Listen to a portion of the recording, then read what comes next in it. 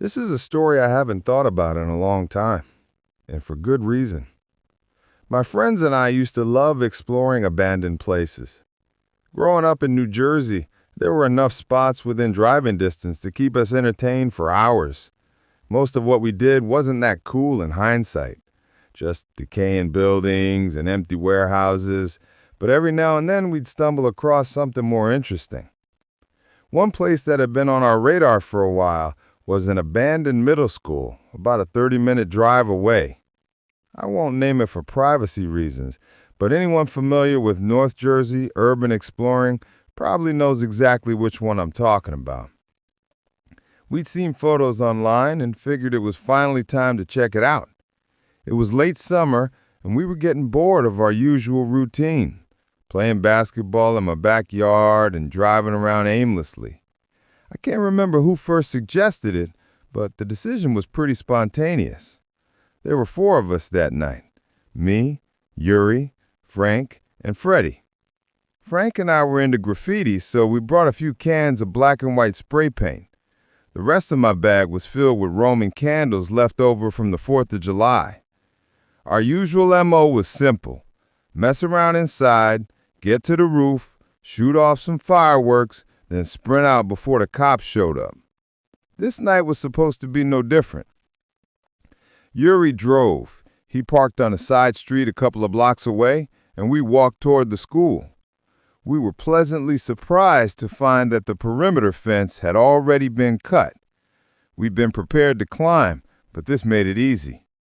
The building was huge, much bigger than the photos suggested. We could never explore the whole thing in one night, but that was fine. The four of us got bored quickly. Frank went through the hole first, then Yuri, then me, then Freddie.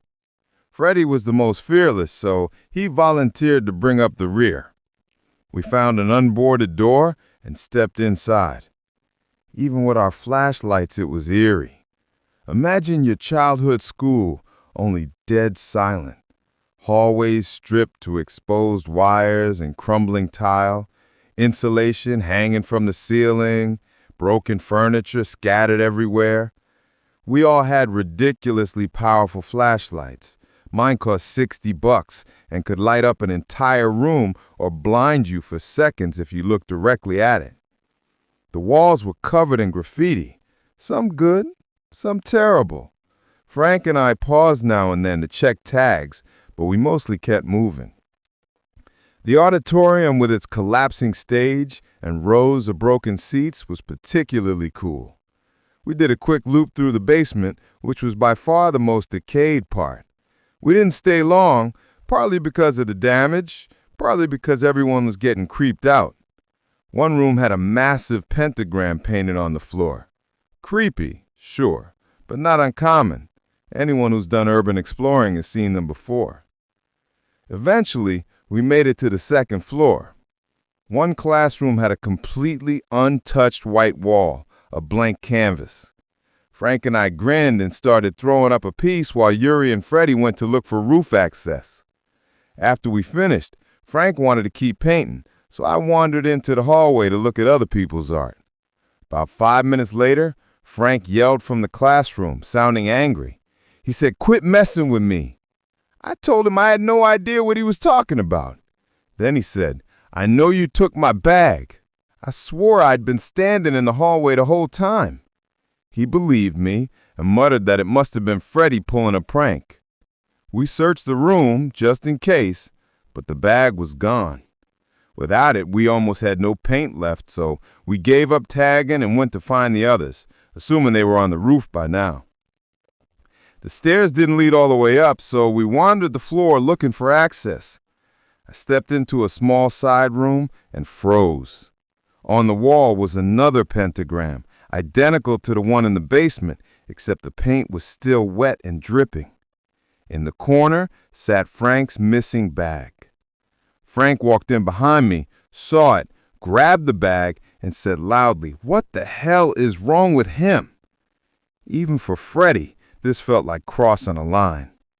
We left the room in silence and started down a random hallway, just wanting to find our friends. Suddenly, we heard rapid footsteps thundering toward us. It was Yuri and Freddie motioning frantically to follow us. We didn't ask questions, we just ran. Rule of thumb, if someone tells you to run in a situation like that, you run. You don't stop to ask why. As we sprinted, Yuri tried to explain over the noise, but I only caught fragments, something about people chasing him. The school was a maze, especially in panic mode. We eventually stopped in a different wing to catch our breath. No footsteps behind us anymore. We decided to find any stairwell, go down, and get out quietly. We found stairs, went down a couple of floors, and reached what we were pretty sure was the ground floor. We started walking, thinking we were in the clear, when a sharp hissing noise came from the darkness ahead, like someone imitating an angry cat. We froze. As we slowly backed away, a deep voice said clearly, "I should have cut you when I had the chance." We bolted. This time I could actually hear multiple sets of footsteps chasing us, shouting threats. They were going to kill us. They had all the exits covered. Easily the most terrifying moment of my life. I thought we'd have to hide upstairs forever, but somehow Yuri took the right turn and we saw the door we'd come in through. We didn't stop running until we were through the fence and back in the car. Once we were driving away, Freddie told us what happened.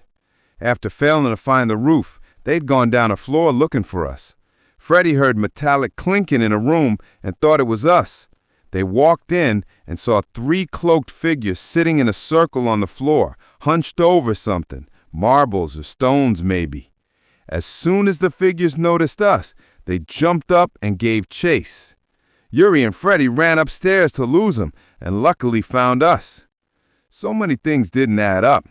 Why take Frank's bag and leave it in a freshly painted pentagram room if they just wanted us gone? Why toy with us at all? Yuri thought that room was where they planned to sacrifice us or whatever.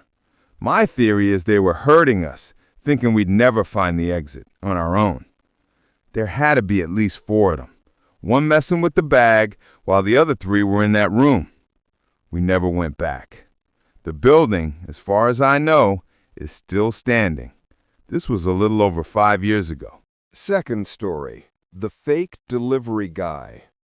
This happened when I had just moved into my first house after a long stretch in a cramped downtown apartment in Spokane. I'd grown tired of traffic noise and thin walls, so I rented a small one-story place on the outskirts of a rural town, hidden behind pine trees with a long gravel driveway. It was peaceful, quiet, and the neighbors were far enough away that I never heard them. I eventually found a job, but between the hours and exhaustion, my life became takeout and solitude. One late October night, I got home around 9:45 p.m., ordered Chinese from a place that still delivered way out there, and was settling in. Just after 10, the doorbell rang. I thought, damn, that was fast. Through the peephole, I saw a guy in a hoodie and jeans, hands in pockets, no food bag, nothing. Brain on autopilot, I cracked the door with the chain still on and asked if he had my food. He paused, then said he wanted to double-check the order and would grab it from the car. That snapped me out of it. I told him if he didn't have the food at the door, I was calling the police. He muttered something and walked off into the darkness. I immediately called the restaurant. The manager said the food hadn't even left yet. Gut churning, I called the non-emergency police line. They logged it and said they'd note it for patrol. 20 minutes later, the real delivery driver showed up. Everything seemed fine after that, until around 11:30 p.m. I was watching TV in the dark when I heard faint scraping at the back of the house. I muted the TV. Silence. Then scraping again, followed by the back doorknob jiggling slightly. I called 911, grabbed a kitchen knife, and locked myself in the bedroom. An officer arrived about 15 minutes later, searched the property, and found fresh pry marks by the back door. Someone had definitely tried to force it. I connected it to the fake delivery attempt. Police said they'd increase patrols, but that was all they could do. The next few nights were quiet, and I convinced myself the guy wouldn't come back after police were called twice. A few nights later, I woke to sirens, 3 cruisers flying past my house. 20 minutes after I fell back asleep, there was knocking at the front door. 2 officers asked if I recognized the guy in a photo on their phone. It was Third story, the drink switch. Catherine's story. This happened just a few weeks ago, and I still can't stop thinking about it. My name's Catherine. I'm a 24-year-old law student about to start my second year at NYU. First year was brutal. I barely slept. So when summer came, I promised myself I'd actually enjoy it. Going out, seeing friends, the whole thing. I was staying at my parents' house to save on rent and hang out with hometown friends. Most Saturday nights, we ended up at the same handful of bars a couple towns over. My friend Jackie and I were at our usual packed spot when 2 guys, Sebastian and Luke, started talking to us. They seemed normal, decent-looking, confident, no immediate red flags. Jackie clicked with Luke instantly, which was rare for her. I figured I'd keep talking to Sebastian so she could have fun. We actually talked for a long time, way longer than the usual 5-minute bar chats. At one point, Jackie dragged me to the bathroom and announced she was planning to go home with Luke. I was shocked. She's usually the cautious one. While we were in there, Sebastian asked what we wanted to drink. I said rum and cokes because they're hard to mess up. Coming back from the bathroom, I noticed the guys weren't laughing or relaxed anymore. They were whispering with blank expressions. As soon as they saw us, the vibe switched back to normal, like a light switch. Luke slid 4 drinks across, 2 rum and cokes, and 2 bright yellow frozen drinks. Sebastian claimed the frozen ones were piña coladas for us. Something felt off. Playing dumb, a little game I sometimes do at bars, I teased them that the piña coladas looked too girly for them and swapped the drinks, pushing the frozen ones to the guys and taking the rum and cokes for me and Jackie. Sebastian narrowed his eyes for a second, then just said, "Touché," and drank the rum and coke. We finished our drinks, and Luke suggested we all go back to his place for a nightcap.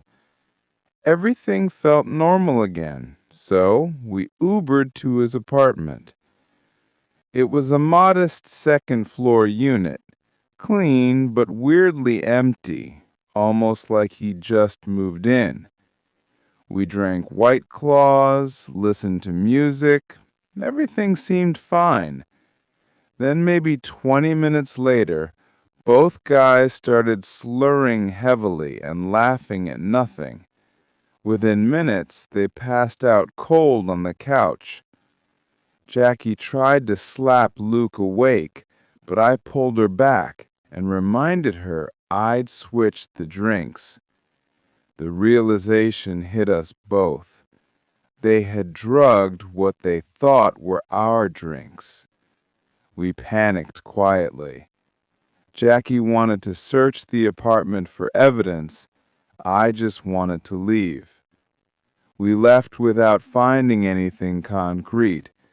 We never went to the police, there was no proof, and we didn't want to explain the whole night.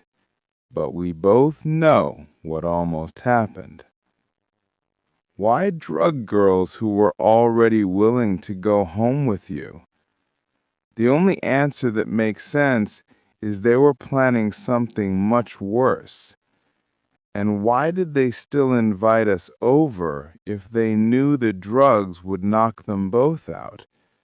Maybe they thought their size would protect them, or the dose was meant for later. I don't know. Either way, that night was the closest I've ever come to real danger. I keep replaying it, wondering how much worse it could have ended if I hadn't made that stupid bar joke and swapped the drinks.